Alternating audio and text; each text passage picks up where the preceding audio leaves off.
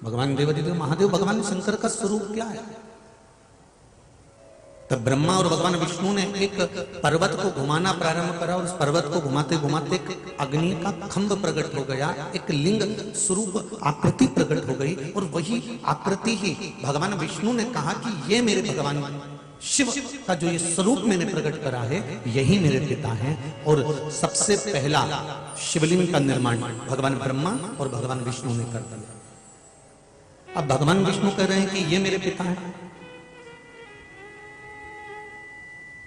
भगवान विष्णु कह रहे हैं कि ये मेरे पिता हैं। तो जब भगवान विष्णु कह रहे हैं कि ये मेरे पिता हैं, ये मेरे पिता हैं, तो ब्रह्मा जी को मान लेना चाहिए था कि ये मेरे पिता हैं। पर ब्रह्मा जी ने कहा नहीं नहीं नहीं, मैं मान नहीं सकता कि आपके पिता हैं। पहले मुझे ये बताओ कि इस शिवलिंग का सिर कहां है, इस शिवलिंग का मुख कहां है और इस शिवलिंग का चरण कहां है।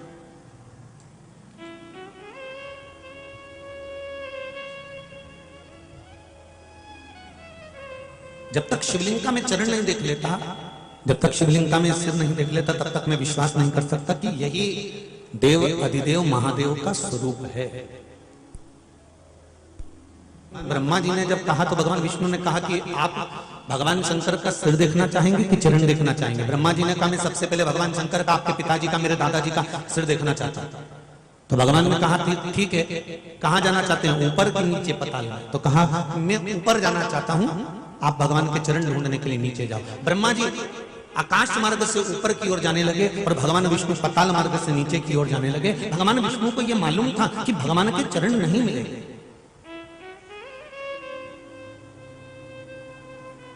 भगवान विष्णु को यह मालूम था कि भगवान के चरण नहीं मिल पाएंगे।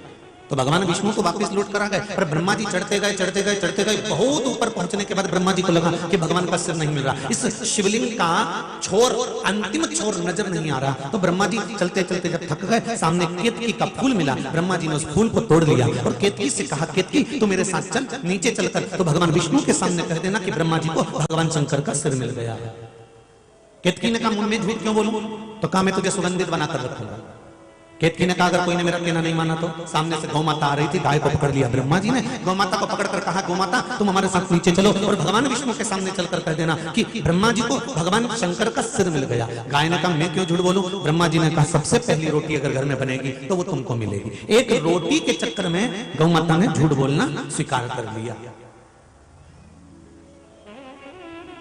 अब जब गौ माता एक रोटी के चक्कर में झूठ बोलना स्वीकार कर सकती है तो आप और हम स्वीकार कर सकते हैं कि नहीं कर सकते?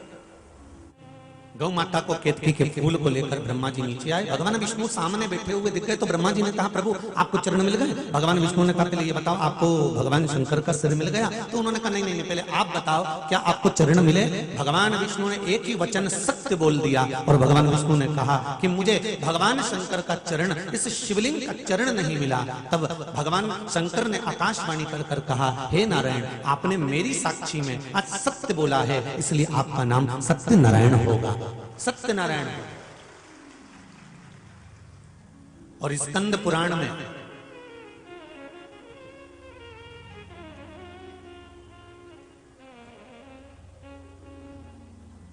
मां नर्मदा का जो चरित्र वर्णन किया गया है, उस चरित्र में एक कथा का वर्णन किया गया है। जो कथा आज भी दुनिया के लोग सत्य के लिए गाते हैं उसका नाम है सत्यनारायण भगवान की कथा। ये जब ब्राह्मण सत्यनारायण भगवान की कथा करते हैं तो उसमें नीचे एक लाइन बोलते हैं इति श्री रेवा खंडे। स्कंद पुराण का ये पावन चरित्र जिसमें नर्मदा जी का पूरा वृतांत वर्णन करते करते करते उसमें कहा कि आपका नाम सत्यनारायण होगा।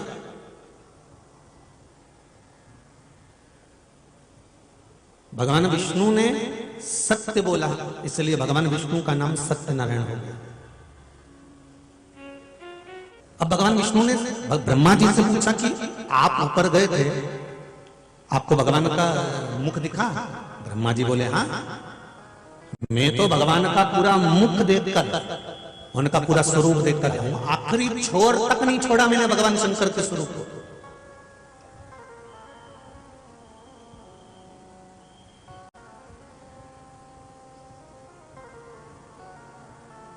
अब देखिएगा सत्य बोलने वाले को केवल एक बार सत्य बोलना पड़ता है, और झूठ बोलने वाले को बार बार झूठ बोलना पड़ता है, बार बार।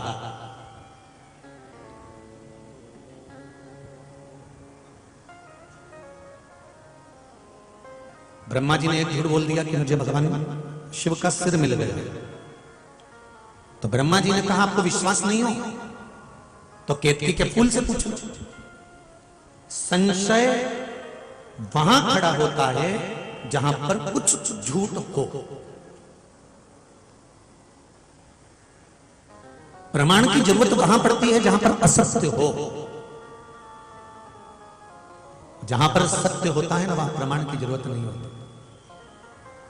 केतकी के फूल को सामने लाए ब्रह्मा जी, तो भगवान विष्णु ने पूछा क्यों केतकी, क्या ब्रह्मा जी को भगवान शंकर का सिर मिल गया? केतकी के पुष्प ने कहा हाँ, ब्रह्मा जी को भगवान शंकर का सिर मिल गया।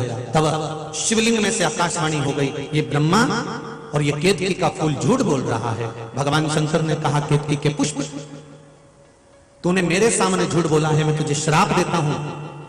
सुन केतकी के पुष्प, सारे देवताओं पर तू चढ़ेगा पर शंकर पर कभी नहीं चढ़ेगा। अगर भूल से भी केतकी का फूल शंकर भगवान पर चढ़ गया तो 1000 गौ हत्या के बराबर दोष लग जाएगा। केतकी के फूल को भगवान शंकर ने श्राप दिया।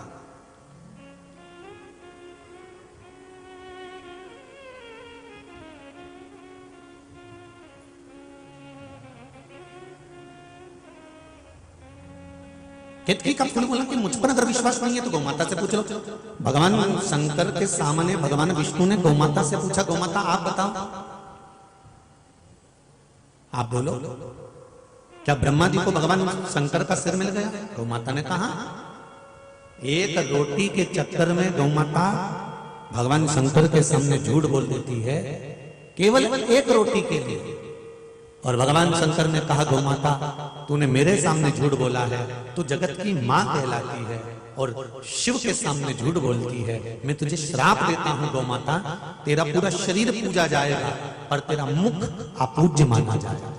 हिंदू धर्म में सारा दान आगे से होता है, स्वर्ण दान, कन्यादान, वस्त्र दान, मुद्रा दान, भूमि दान, अन्न दान, जितने दान हिंदू धर्म में होते हैं सब आगे से होते हैं। हिंदू धर्म में केवल एक दान होता है गौदान, जो गाय के पीछे से होता है, पूंछ पकड़कर किया जाता है, क्योंकि गौमाता ने झूठ बोल दिया था।